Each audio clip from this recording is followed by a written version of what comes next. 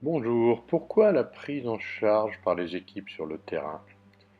C'est ce que nous allons vous expliquer dans cette vidéo de 10 minutes, son importance et son rôle, parfois ignoré. Que voit-on ici? Nous voyons une cliente en train de vous observer au travail. Peut-être a-t-elle une question, peut-être veut-elle simplement vous proposer un café, on n'en sait rien. Toujours est-il qu'elle attend.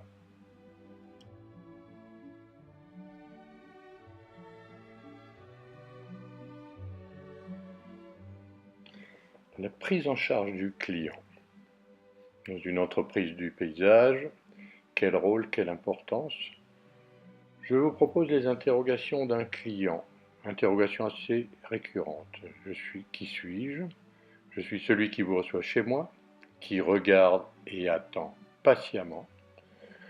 C'est vrai que je ne sais pas toujours m'exprimer clairement, je ne connais pas votre vocabulaire, mais je suis celui qui attend que vous m'expliquiez ce que vous allez faire. Je suis celui qui hésite à déranger. Je ne sais pas bien quoi faire, je n'ose pas interrompre la mise en place du chantier, je vous vois travailler, je ne vais pas vous déranger. Oui, on peut le dire, je suis un brave client, un client modèle comme sans doute 90% de vos clients. Mais savez-vous qui je suis? Celui qui est satisfait ou parfois frustré? C'est drôle de vous voir dépenser autant d'énergie sans que vous sachiez si vous avez répondu à ma question. Je suis pourtant là. J'attends juste d'être compris, un peu de service, car je suis dans le doute, je crains de ne pas avoir la bonne réponse, je me pose des questions. C'est naturel, c'est normal.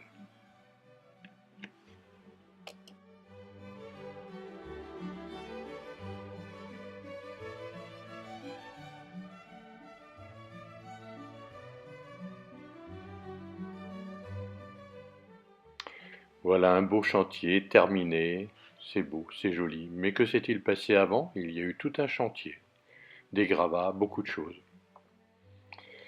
Réflexion d'un très bon client, pendant le cours du chantier bien sûr. Ça y est, ils sont repartis. J'ai plus de questions qu'à leur arrivée. J'ai pas tout compris ce qu'ils étaient en train de faire. Ou vous m'avez expliqué trop de choses, ou peut-être pas assez, ou rien du tout.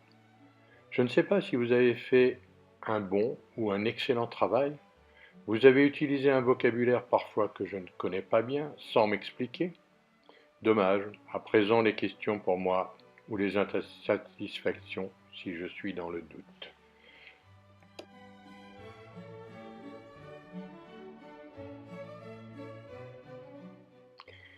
Voici un beau plan, ce que j'ai acheté, chez vous, sur papier.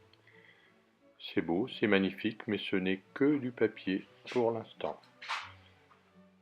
C'est ce que j'espère, c'est ce que j'attends à la sortie.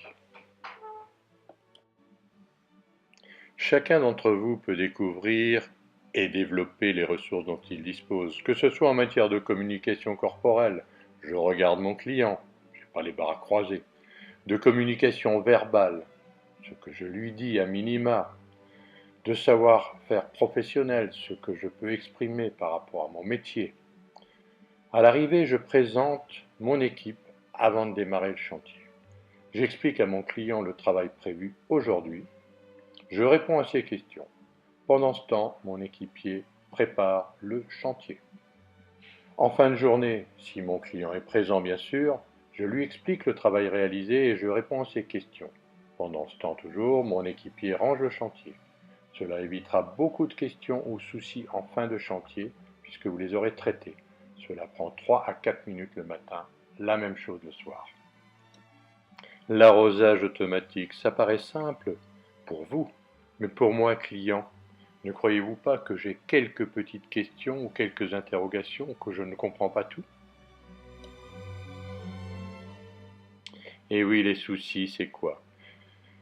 Ce que j'ai à dire à mon client, ce que je pense à dire, c'est-à-dire j'oublie quelque chose, ce que je suis en mesure de dire, ce que je dis effectivement. Après, ce qu'il entend lui, ce qu'il écoute, ce qu'il comprend, ce qu'il admet et ce qu'il retient. Ne vous étonnez pas s'il vous pose plusieurs fois la même question. Voilà pourquoi. Un client a toujours des questions, même sur un entretien basique. Pourquoi vous devez être attentif au client? Tout simplement parce qu'il ne supporte pas d'être ignoré. C'est lui qui fait votre salaire, ne l'oubliez pas, c'est lui qui paye la facture. Si vous ignorez votre client, il va manifester des signes négatifs, voire provoquer des conflits avec votre entreprise. 80% des problèmes sont produits par une mauvaise communication ou un manque d'attention produit au client. Ne l'oubliez pas. Vous êtes des techniciens, mais vous êtes aussi des communicants.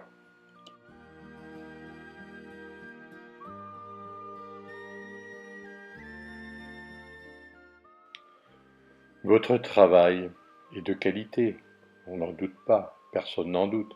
Simplement, ne perdez jamais de vue que votre client vous regarde travailler et ne comprend pas toujours ce que vous faites. Il a forcément des questions à vous poser de temps à autre, surtout lorsqu'il est présent toute la journée.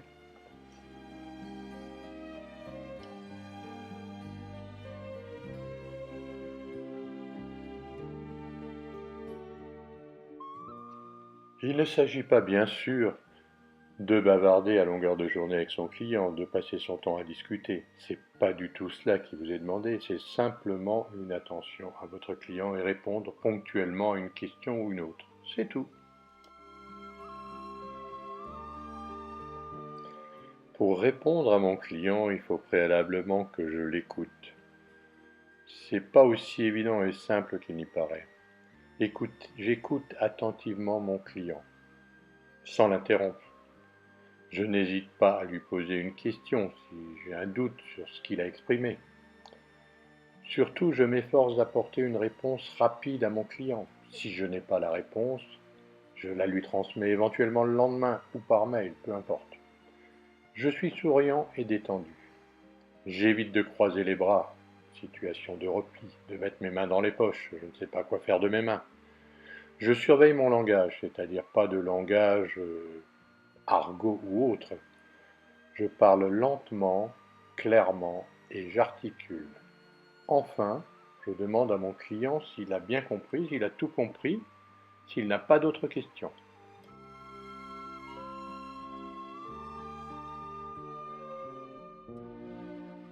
Ça, c'est un résultat.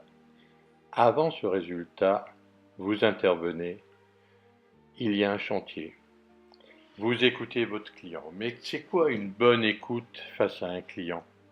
Je vous propose les 10 commandements d'une bonne écoute. Je laisse parler le client sans l'interrompre. Je le reconnais comme libre de s'exprimer. Je ne suis pas un technicien face à un non-technicien. J'essaye de m'adapter. Je lui montre surtout que je suis prêt à l'écouter. C'est-à-dire, je ne regarde pas ailleurs, je ne surveille pas le chantier, je suis en face de lui.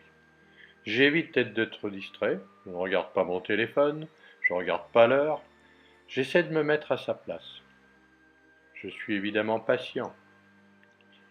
Je reste calme et surtout, je ne critique pas. Je pose des questions s'il y a lieu et je suis simplement attentif à mon client. C'est tout ce qu'il demande. Mais sachez que c'est beaucoup plus difficile à faire qu'à dire. Prenez-en conscience, essayez d'en tenir compte. Voici un cerisier du Japon. Vous l'avez planté chez moi, c'est très bien. Qu'est-ce que j'attends de votre part? Que vous me disiez simplement la période de floraison, la durée éventuellement, un minimum d'entretien s'il y a lieu, même si je sais comment cela fonctionne, me rappeler que vous êtes des pros, c'est tout ce que j'attends de vous. Ça prend 20 secondes, c'est tout.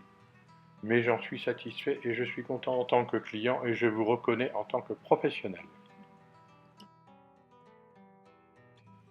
Je pense que vous avez compris à présent que si vous êtes des techniciens et des professionnels, c'est très bien, mais que vous ne pouvez en aucun cas n'être que des techniciens. Il vous faut également savoir échanger avec vos clients à minima. Bon courage à vous, ce n'est pas toujours simple, mais c'est ainsi.